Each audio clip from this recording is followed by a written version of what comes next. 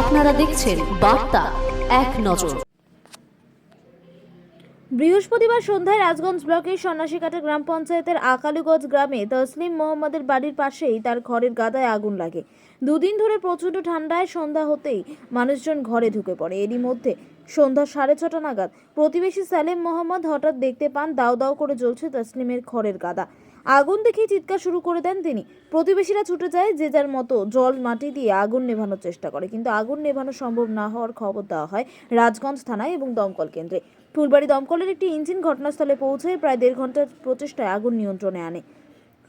দমকলের পাশাপাশি পাশের চা বাগানের 16 থেকে পাম্প লাগিয়ে জল দিয়ে আগুন নেভানোর চেষ্টা করে প্রতিবেশীরা। এই আগুন লাগার ঘটনায় কেউ হতাহত না হলেও আগুনের তীব্রতা এতটাই বেশি ছিল যে কাছে পৌঁছতে পারছিল না মানুষ। আর এই খবর ছড়িয়ে পড়তেই চাঞ্চল্য ছড়িয়ে পড়ে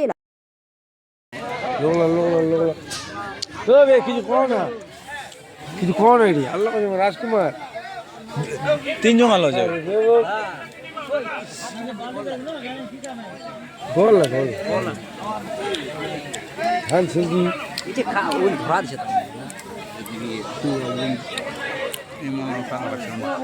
খড়া যায় রে মা অট পারো আছে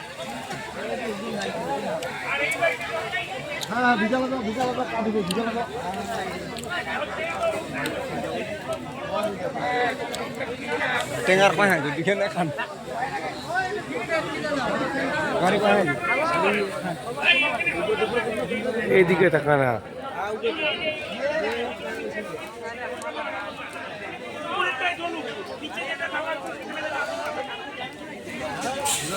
এই যে বাবা এটা কিন্তু আরো ভয়ঙ্কর জিনিস। আগুন তুলে কিন্তু ঘরে নিয়ে যাবে কিন্তু। এটা বুঝতে হবে কিন্তু।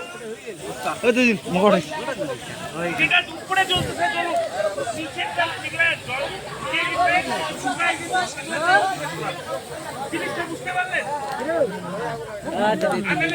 আগুন নিয়ে ফেলে আগুন ধরে যাবে।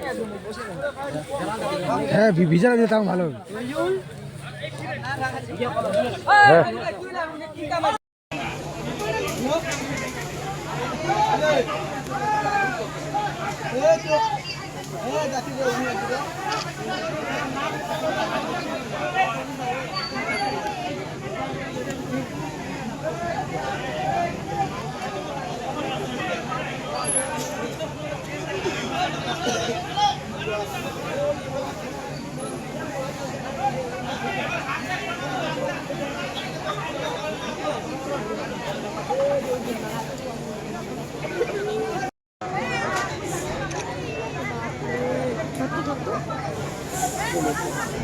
তারগুলো